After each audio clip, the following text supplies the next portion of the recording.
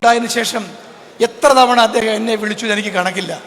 ഓരോ സമയത്തും എന്താണ് റാന്നിയിൽ സംഭവിക്കുന്നത്, അവിടെ എന്താണ് പ്രശ്നം എന്ന് ചോദിച്ചുകൊണ്ട് അദ്ദേഹം വിളിക്കുകയായിരുന്നു.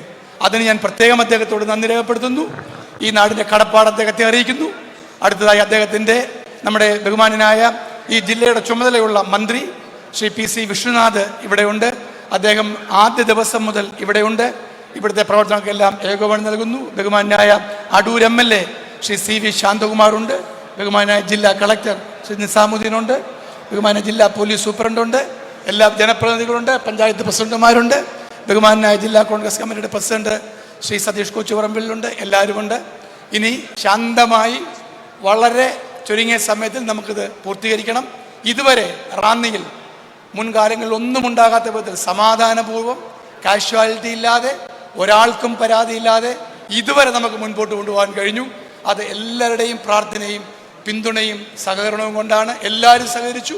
തദ്ദേശ സ്വയംഭരണ സ്ഥാപനങ്ങൾ, സർക്കാർ ഉദ്യോഗസ്ഥന്മാർ, എല്ലാവരും, പൊതുപ്രവർത്തകന്മാർ, രാഷ്ട്രീയ പാർട്ടി പ്രതിനിധികൾ എല്ലാവരും സഹകരിച്ചു. ആ സഹകരണ മനോഭാവം ഇനിയും ഉണ്ടാകണം.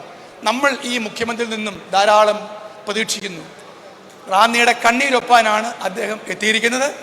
നിരന്തരമായ പ്രശ്നങ്ങൾ പലതും റാന്നിക്കുണ്ട്. ആ പ്രശ്നങ്ങളെല്ലാം തീർന്നേ മതിയാവുകയുള്ളൂ. അല്ലെങ്കിൽ എന്നോട് ഇന്നൊരു വീട്ടിൽ പോയപ്പോൾ ഒരു അമ്മയോട് ചോദിച്ചത്, എന്തിനാണ് ഇനി ഞാൻ വീട്ടിലേക്ക് പോകുന്നതെന്നാണ്. അവിടെ എന്തിരിക്കുന്നു, ഞാൻ എങ്ങനെ ജീവിക്കുമെന്നാണ്. അതാണ് വ്യാപാരികളും ചോദിക്കുന്നത്. ഈ നിസ്സഹായാവസ്ഥയാണ് റാന്നിക്കാരുടെ മനസ്സിലുള്ളത്. അവർ ഈ നാട് വിട്ടു പോകേണ്ട അവസ്ഥയിലാണ്. ബഹുമാനായ മുഖ്യമന്ത്രി, അങ്ങയ്ക്ക് ഇത് മനസ്സിലാകും. ഇത്തരം സന്ദർഭങ്ങളിൽ അങ്ങ് അത്തരം പ്രശ്നങ്ങളെ കൈകാര്യം ചെയ്ത രീതി ഞങ്ങൾക്കറിയാം. ഏറ്റെടുത്ത വൈകാരികത ഞങ്ങൾക്കറിയാം. അതുകൊണ്ട് റാന്നിയോട് അങ്ങ് അനുഭാവപൂർവ്വം പ്രവർത്തിക്കും എന്ന് ഞാൻ ഉറച്ചു വിശ്വസിച്ചുകൊണ്ട് ഈ നിവേദനം സ്വീകരിക്കൽ ആരംഭിക്കുകയാണ്. ആദ്യം ഇതിൻ്റെ ഏറ്റവും വലിയ ഇരകളായ വ്യാപാരി വ്യവസായി സംഘടനയുടെ പ്രതികൾ കടന്നു വരണം. അവരിൽ നിന്നും അദ്ദേഹം നിവേദനം സ്വീകരിക്കും.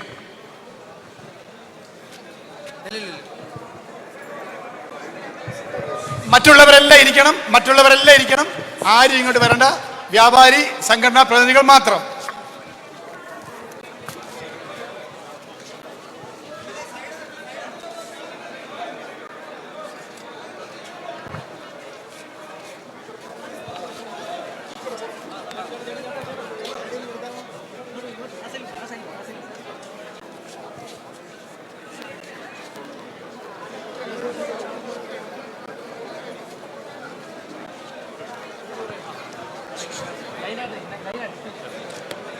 നിൽക്കുന്നവർ അല്പം പുറകിലേക്ക് ലൈനായിട്ട് നിൽക്കണേ. തിരക്കുണ്ടാക്കാതെ നിൽക്കാൻ ശ്രദ്ധിക്കുക. എല്ലാവർക്കും കാണാനുള്ള അവസരം കിട്ടും.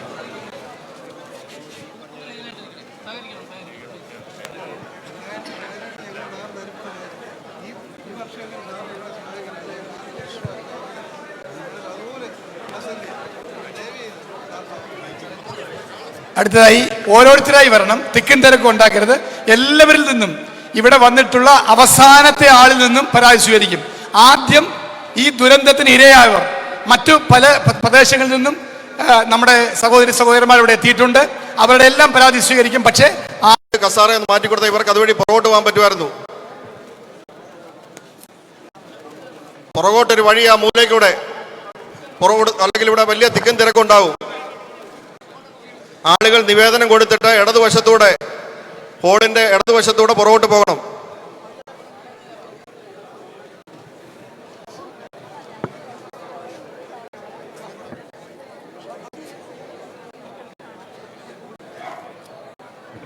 തിക്കും തിരക്കും കൂട്ടണ്ട. മുഖ്യമന്ത്രി എല്ലാവരുടെയും നിവേദനം മേടിച്ചതിന് ശേഷമേ പോകത്തുള്ളൂ. തിക്കും തിരക്കും കൂട്ടണ്ട.